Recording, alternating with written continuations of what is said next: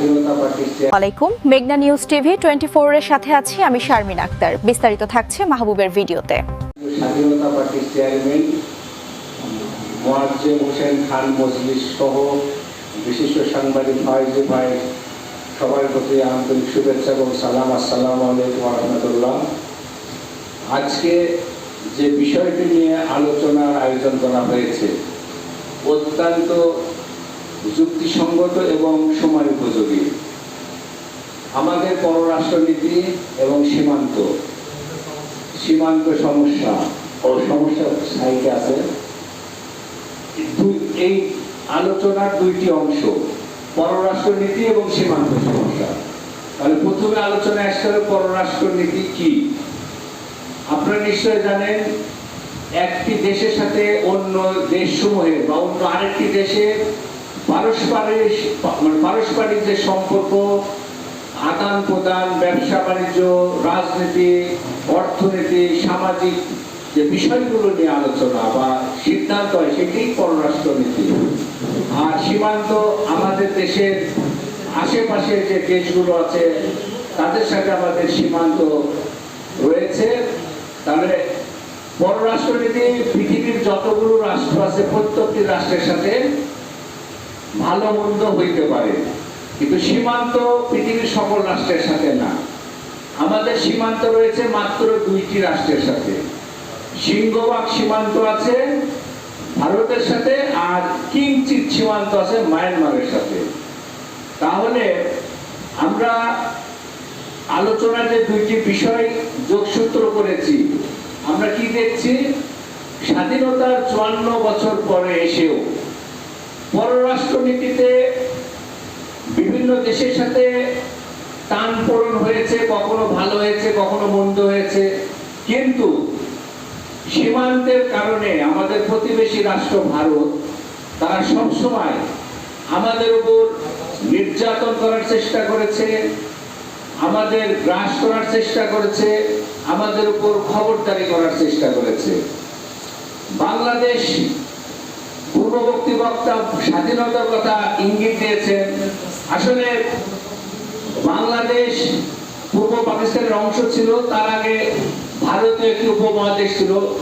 British আমলের আগে এই অঞ্চল মুসলিম শাসকরা শাসন করেছে, তার আগে পাল বিভিন্ন রাজবংশ শাসন করেছে, সেনেরা শাসন করেছে। পর্যায়ক্রমে বাংলা ভাগ হলো, ভাগ হওয়ার পরে ব্রিটিশেরা এই অঞ্চল ছেড়ে যাওয়ার সময় দুইটি রাষ্ট্রে বিভক্ত করলো, একটি পাকিস্তান এবং একটি ইন্ডিয়া বা ভারত। এর বাহিরেও হায়দ্রাবাদ সহ প্রায় 3টি স্বাধীন রাষ্ট্র এবং 60টি ছিট মহল ছিল। ভারত কি করেছে, 47 সালে তারা স্বাধীন হওয়ার পরে হায়দ্রাবাদ, সিকিম সহ প্রায় 60টি ছিট মহল দখল করেছে। তারা কাশ্মীরের এক অংশ দখল করে নিয়েছে। বাংলাদেশকে গ্রাস করার জন্য শুরু থেকে চেষ্টা করেছে। পাকিস্তানের আমরা অংশ ছিলাম। দ্বিজাতি তত্ত্বের ভিত্তিতে দেশ স্বাধীন হয়েছে। মুসলিম এবং অন্যান্য হিন্দু প্রধান এলাকায় হিন্দু এবং মুসলিম প্রধান এলাকা নিয়ে পূর্ব পাকিস্তান এবং পশ্চিম পাকিস্তান অর্থাৎ বাংলাদেশ। তাহলে আমরা ধর্মের ভিত্তিতে 47-এ দেশ স্বাধীন করেছি। যদি তা না হতো, আজকে ভারতের প্রায় 27টির মতো প্রদেশ আছে। অনেক প্রদেশে কোথাও খ্রিস্টান অধ্যুষিত, কোথাও মুসলিম, কিন্তু তারা কিভাবে নির্যাতিত হচ্ছে আপনারা তো দেখতে পাচ্ছেন। শুধু মুসলমানদের উপরই তারা নির্যাতন করছে না, আমরা দেখতে পাই খ্রিস্টানদের গির্জাও তারা দখল করে নিচ্ছে।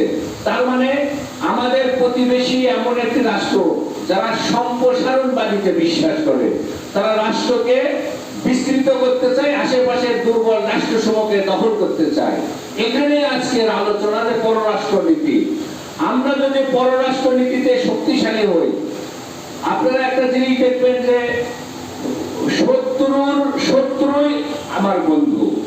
তাহলে আমি যদি এখানে, যেহেতু রাষ্ট্র হিসেবে আমরা ছোট্ট, সামরিক দিক থেকে আমরা অনেক দুর্বল, তাহলে আমরা মাথা উঁচু করে দাঁড়াতে হলে পররাষ্ট্রনীতির প্রথম যে পয়েন্ট সেটি হলো আমাদের প্রতিবেশী যেহেতু আমাদের সাথে বিমাতা স্বরূপ আচরণ করে, স্বামী স্ত্রীর মতো আচরণ করার চেষ্টা করে, তাহলে আমাদের কি করতে হবে?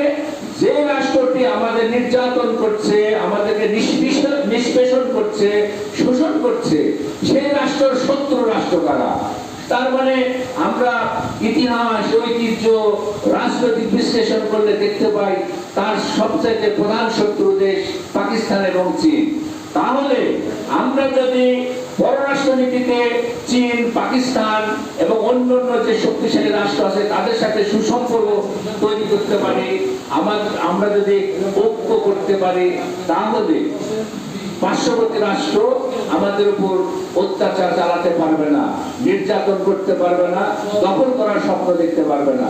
আমি মনে করি বর্তমান সরকার 17 বছরের যে ফ্যাসিজম ছিল, 17 বছরের যে পররাষ্ট্র নীতিতে গোলামীর জিনজির পড়া ছিল, সেটি ছিন্ন করে বর্তমান সরকার স্বাধীন পররাষ্ট্র নীতি নিয়ে এগিয়ে যাচ্ছে। ইতিমধ্যে আমরা দেখেছি এবং শুনেছি আমাদের বর্তমান পৃথিবীর একটি উদীয়মান শক্তি তুরস্ক, সেই তুরস্ক বাংলাদেশে, সেই দেশের সবচাইতে মানে সেকেন্ড ক্ষমতাধর মানুষ, সে দেশের পররাষ্ট্রমন্ত্রী হাকাম ফিদান, তিনি বাংলাদেশে এসেছেন, প্রধানমন্ত্রী এবং পররাষ্ট্রমন্ত্রীর সাথে মিটিং করেছেন এবং বাংলাদেশে একটি ড্রোন কারখানা স্থাপনের তারা সিদ্ধান্ত নিয়েছে। এখন বাংলাদেশের সহযোগিতা তারা চায়। আমি মনে করি পররাষ্ট্রনীতিতে তারেক রহমানের সরকার যে ভূমিকা রাখছেন তার ফলশ্রুতিতে কিন্তু বাংলাদেশে আমরা ড্রোন কারখানা স্থাপনের স্বপ্ন দেখছি। তারপরে তারেক রহমান ইতিপূর্বে বক্তা বলেছেন, আমাদের বর্তমান প্রধানমন্ত্রী উনি, যদিও ভারত তাকে সফরের আমন্ত্রণ জানিয়েছিল, অনেক রাষ্ট্র আমন্ত্রণ জানিয়েছে, শুধু ভারত না, অনেক রাষ্ট্র তাকে সফরের আমন্ত্রণ জানিয়েছেন, কিন্তু তিনি ডাইনামিক ভাবে কি করলেন? চীনেও না, মায়ানমারেও না, ভারতেও না, যে দেশে আমাদের সবচেয়ে এখন বেশি শ্রমিক কাজ করে, মালয়েশিয়া, তিনি সেখানে সফর করলেন। আপনারা দেখেছেন যে রাজকীয় সম্বর্ধনা তাকে দেওয়া হয়েছে, যেটি দীর্ঘদিনের ইতিহাসে বিরল। তারপরে সেখানে আমরা এখনো জানি না কি কি স্মারক সই হয়েছে, কি কি সিদ্ধান্ত হয়েছে, হয়তো অচিরেই মাননীয় প্রধানমন্ত্রী বা তার প্রতিনিধি সংবাদ সম্মেলন করে প্রকাশ করবেন যে কি কি অর্জন আছে। তবে আমরা বাহির থেকে যেটি দেখেছি তাতে মনে হয়েছে তাকে বিরচিত সম্মান দেওয়া হয়েছে এবং খুব ভালো সম্পর্ক গড়ে উঠছে। তারপরে তিনি চীনে গেলেন।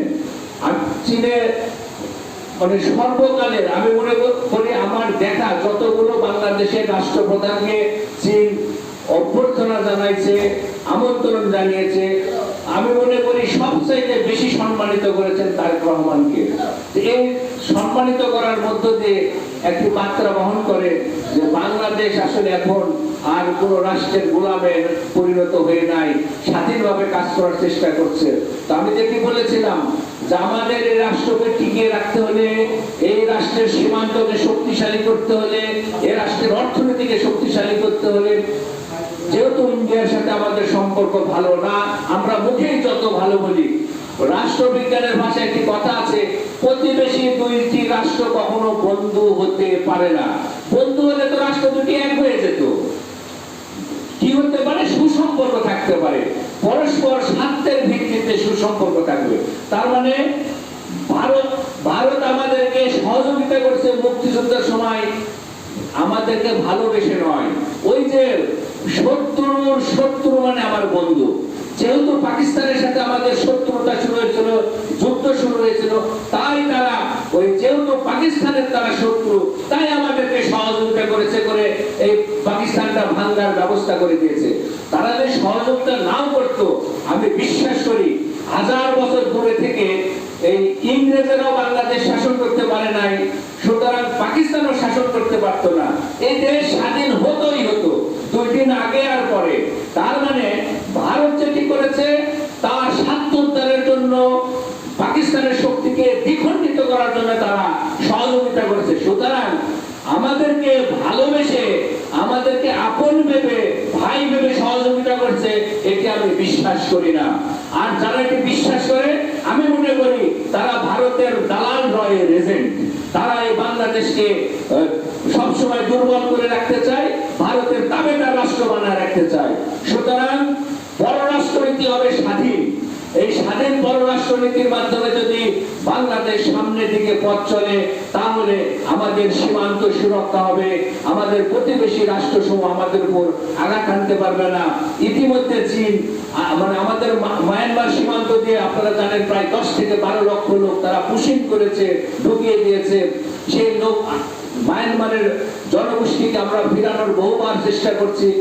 যেহেতু মায়ানমারের সাথে চীনের ভালো সম্পর্ক, ইতিমধ্যে চীনের প্রেসিডেন্ট মায়ানমারের এবং এই রোহিঙ্গা সমস্যা নিয়ে তিনি মধ্যস্থতা করার প্রস্তাব দিয়েছে।